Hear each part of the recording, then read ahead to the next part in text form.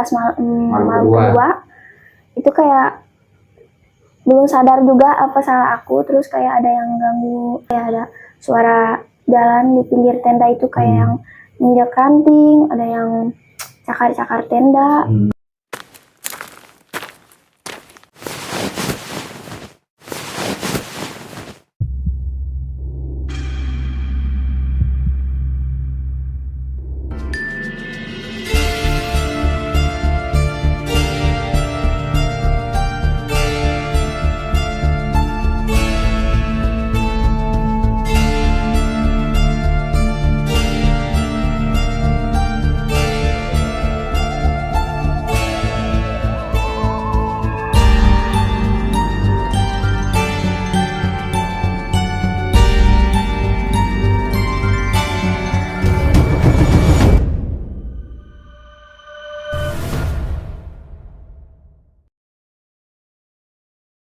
Assalamualaikum warahmatullahi wabarakatuh.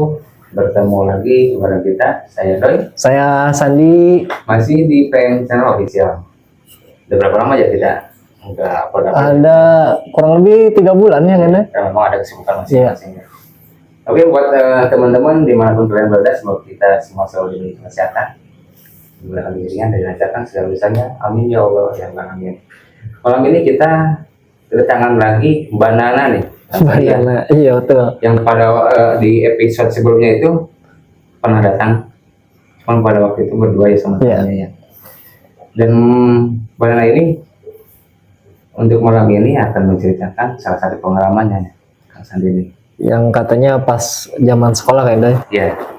Nah, biar teman-teman nggak penasaran, kita langsung saja ngobrol bareng ya sama Banananya ya. Selamat malam, Mbak. Sehat? Alhamdulillah. Halo anak-anak. Oke Mbak, ini kedua kalinya ya? Iya. Mbak Nana datang ke tempat kita nih teman-teman. Boleh diceritakan awalnya seperti apa Mbak? Kejadian bermula di tahun 2023 karena ada teman saya yang rekomendasiin tempat buat berkemah lah. Saya ngadain acara perpisahan di luar sekolah sama teman-teman,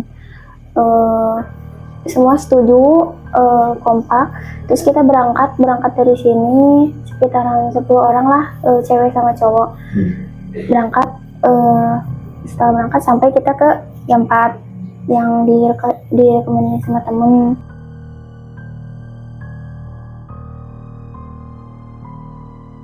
Itu di daerah mana Mbak? Daerah Cianjur. Daerah Cianjur ya.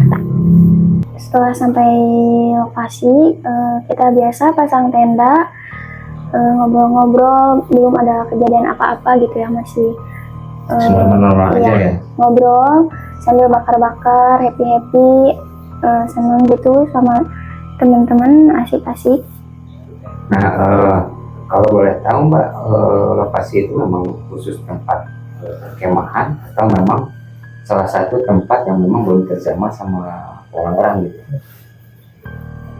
Baru tahu sekarang juga sih, belum. Oh, bukan khusus buat berkemahan. Gitu, ya, memang adalah rekomendasi dari salah satu temannya ya. Boleh dilanjut Mbak?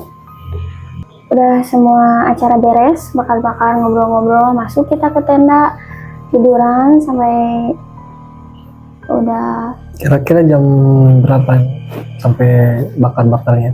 10 malam kali ada. 10 malam. Iya. Baru ingat tuh aku tuh lagi halangan tiduran, terus ngerasa kayak gak nyaman.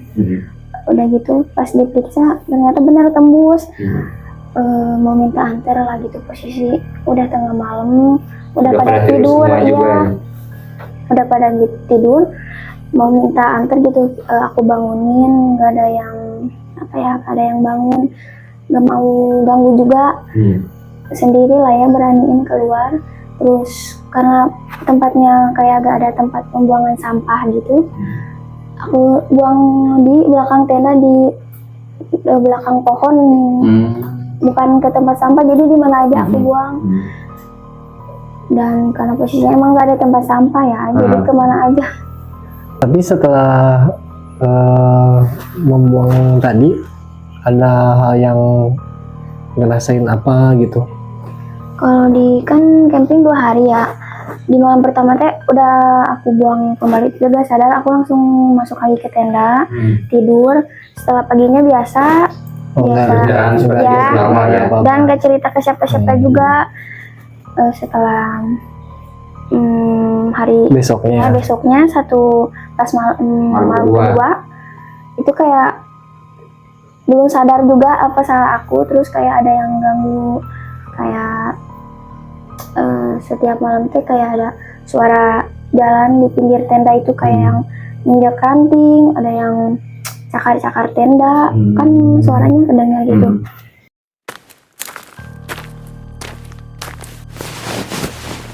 Jadi pada waktu itu teman-teman Banana ini memang nggak ada yang tahu bahwa Banana Membuang itu berhalangan gitu Iya, ya. nggak cerita juga. Dan Banana setelah banyak kejadian itu memang apa ya namanya ya, Bang Sandi nggak sadar gitu nggak ya. sadar. Iya, Tapi teman-temannya ngerasain nggak pas Tahu hari nggak kedua ada tuh ada gangguan gitu? suara itu Dengar juga nggak gitu? kayak yang nyamperin dari belakang tenda? kayaknya sih enggak, semua fokus masing-masing, ada juga yang tidur kan gitu. Saya mah suka gadang sendiri gitu, main HP. Jarang juga cerita kalau ada kejadian. Tapi pas dengar kejadian itu, Banana cerita nggak ke teman-teman yang lain? Enggak. Oh enggak, Enggak, jadi nggak ada yang tahu sama sekali gitu ya. Oh berarti nggak ngeh karena buang Belum itu sadar ya. juga. Setelah kejadian itu aku hirauin, aku langsung tidur. Terus setelah tidur sampai ke besok paginya, setelah pagi semua berkumpul, semua sarapan, ngobrol-ngobrol sampai ke kita mau pulang. Berkemas ya. Ya, Setelah sarapan, Banana ini berkemas Siap-siap. semua barang-barang untuk pulang. pulang ke rumah masing-masing gitu ya. Berarti 2 hari ya kayak berarti. Iya. Ya? Silakan dilanjut. Setelah itu semua udah selesai, udah beres, kita semua pulang bubar sampai ke rumah masing-masing. Aku ngejalanin aktivitas seperti biasa, makan, tidur, istirahat. Setelah malam pas mau tidur, di posisi kan kamar di depan ranjang ada jendela. Udah baring pas sadar kok ada kayak yang lihat gitu, kayak ada yang merhatiin. Pas aku perhatiin lagi kaca, ternyata benar di depan kaca kan hitam kacanya. Pas aku lihat-lihat kok kayak ada sosoknya besar, hitam, tapi nggak jelas lah, cuman sepintas lah, Samar lah gitu ya. Nah, pada waktu itu dia ngegangguin juga nggak, apa cuma menampakin aja? Nggak ada suara Cuma aneh nampakin ya. aja gitu ya. Karena penasaran, aku samperin ke jendela yang di depan itu. Si sosoknya itu. Ya, pas jalan, pas makin dekat, kok jadi nggak ada, hilang. Oh hilang si bayangan itu. Padahal jelas-jelas kalau saya dilihat, karena mau mastiin ya. Lagi Masih samperin ada kok, ya, tapi masih iya. sampai itu hilang. Nah setelah itu apa lagi? Nggak dihirauin aja, langsung tidur kayak cuman apa gitu yang cuman kayak Mungkin hanya barang halusinasi gitu ya. apa gitu ya. Terus setelah itu Nggak dipikirin, tidur aja langsung, sampai ke pagi ngelakuin aktivitas biasa, mandi, makan, main gitu segala lupa, sampai ke malamnya lagi mau tidur. malam kedua ya, malam selanjutnya Ada lagi gitu sosok itu. Iya ada, tapi langsung ke mimpi ya. Dia bilang gini, belum sadar juga, dia cuma bilang bersihkan rumah saya, sambil mukanya tuh marah. Tapi pada waktu itu Mbak Naya ini sadar nggak atau bertanya-tanya gitu ya, ini kok yang pertama di malam pertama itu dia nampakin, dan malam yang kedua sosok itu datang ke mimpi dan bilang hal seperti itu gitu. Mbak Naya sendiri sadar nggak sih apa yang Iya, akan nih? iya, iya. Ada apa nih Apa yang yang dilakuin dilakuin? atau kenapa nih sosok ini mengganggu ke Mbak Nana gitu? Belum sadar juga karena ya nggak dipikirin, nggak apa ya. Nggak ngeh ke yang pernah Iya. dilakuin itu ya? Atau ke temen juga nampakin nggak? Atau ke temen misalkan yang pas barengan? Nggak ada mimpi juga yang cerita sih, karena aku Ya, juga cuma gak jadi- cerita ke siapa-siapa. Oh, jadi memang hanya Mbak Nana mungkin Kang Sandi yang Iya. mengalami hal seperti itu ya? Oh jadi teman-teman yang lain tuh nggak ngerasain apa yang Mbak Nana rasain juga? Enggak, ya cuman ke aku doang. Oh. Terus selanjutnya gimana Mbak? Aku mulai bilang ke mama karena udah ngerasa nggak enak hati. Terus aku bilang cerita, Mah, setelah aku pulang dari lokasi itu, kenapa ya ada yang ganggu di pas malam pertama? Aku lihat ada sosok yang hitam besar itu. Terus di malam kedua aku tidur dan mimpi sosok itu cerita. Terus mama bilang kalau terus gitu mending datang ke orang pintar. Jadi paranormal hasilnya ya. Buat nanya mungkin ya deh. Setelah menjelang sore, aku sama mama berangkat ke rumah kalau apa sih itu paranormal. Sampai di sana aku cerita sama kakek lah ya. Aku ceritain sama si kakeknya. Setelah pulang dari lokasi, kayak aku lihat sosok hitam besar di depan kamar. Cuman gak ganggu, cuman liatin itunya aja weh. Si sosok Ya. hitam itu ya. Setelah malam kedua dia datang lewat mimpi, terus dia bilang bersihkan rumah saya. Terus aku kan kayak aneh, heran kenapa. Setelah itu sih kakeknya mulai nanya, emang kamu ngelakuin hal apa, kesalahan apa? Terus aku jawab karena ya nggak ngerasa ngelakuin hal Aneh-aneh ya. ya, nggak buat apa-apa sih, cuman kayak aku buang pembalut bekas aku itu karena Yang pada waktu itu posisinya lagi karena gitu ya. aku buang ke yang ke tempat itu. Jadi teman-teman memang dari gangguan yang pertama sama yang kedua itu si Mana itu memang belum ya Kang Sandi ya. Ada apa nih setelah pulangnya dari perkemahan? Kok ada kejanggalan gitu sampai akhirnya Mana ini sama orang tuanya mutusin datang ke orang pintar. Dan ke yang Paranormal gitu ya. dan ke temennya juga Enggak ada yang ngalamin, ngefek cuma ya. Mana aja gitu. Nah, sampai akhirnya si kakek ini bertanya gitu. Tapi Mbak Nana baru nge kalau kesalahan yang Mbak Nana perbuat itu memang pernah buang Pas malam salah satu ya. pembalut ya di samping ayah yang berada di bawah pohon. Setelah aku cerita ke si kakek nggak langsung jauh, cuma diam aja. Selang berapa menit kayak nerawang gitu.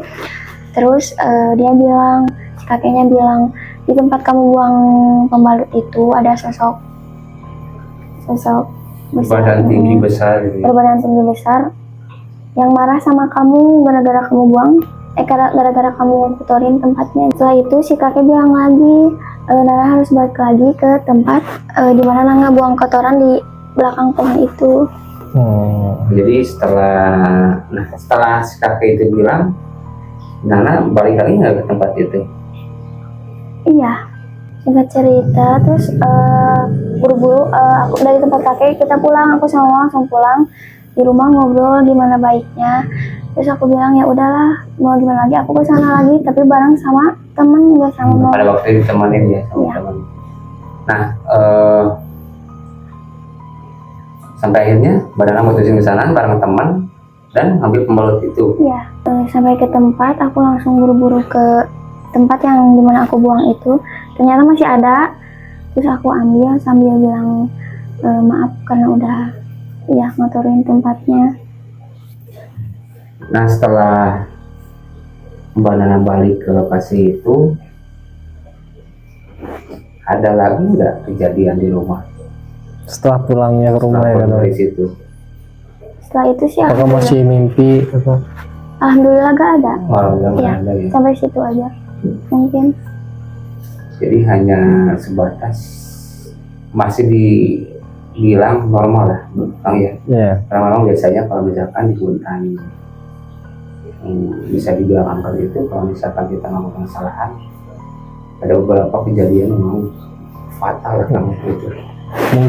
Mungkin buat teman-teman itu hal yang sepele ya kan, tapi belum tentu kan di tempat itu. Dan untungnya Mbak Nana ini nggak ngalamin hal-hal yang lebih parah gitu kan. Jadi dari sosok tersebut itu hanya ngingetin gitu untuk apa yang namanya, Jangan sembarangan lah gitu. untuk membersihin tempatnya dia lagi gitu. Nah, dari kejadian itu Mbak, pengalaman apa sih yang bisa Mbak ambil? Dari kejadian itu sih aku belajar kalau datang ke suatu tempat gitu harus kayak jaga adab, terutama kebersihan juga biar gak kejadian Betul. kayak Mungkin Kang Sandi ada nggak pesan-pesan yang mau disampaikan? Nah, jadi setelah cerita Banana tadi ya Kang Doi, mungkin ya langkah baiknya buat teman-teman juga mau dimanapun itu harus tetap ngejaga adab itu tadi Kang. Terus ya kebersihan juga lah ya, jangan sembarangan. Seperti itulah Kang. Dari saya. Kalau dari saya sih Kang, apa yang disampaikan dari Bandana sama Kang Sandi itu sudah mewakili ya teman-teman. Jadi dimanapun kita berada, kita harus menjaga adab dan selalu menjaga kebersihan ya. Apalagi kita nggak tahu tuh di tempat itu ada besok apa aja. Ya, Dan alhamdulillah Bandana ini nggak ngalamin hal-hal yang ekstrim ya Kang. ekstrim lah gitu ya, yang parah banget Iya. gitu. Hanya sekedar diingetin gitu. Jadi intinya seperti itu teman-teman. Jadi jangan sampai lah kealamin sama kita semua ya. Ya, betul. Mungkin itu aja Mbak Nana. udah itu aja. Kang Sandi. Cukup sih Kang ya. Oke teman-teman, untuk malam ini Itu tadi cerita dari pengalaman Banana pas waktu camping. Mungkin nextnya kita akan ngobrol lagi ya Kang? ya kita akan ketemu lagi di video selanjutnya bersama narasumber yang lainnya ya Kang Sandi. Ya. Mohon maaf atas segala kekurangannya. Saya Doi. Saya Sandi. Saya Nana. Kita undur pamit. Assalamualaikum warahmatullahi wabarakatuh.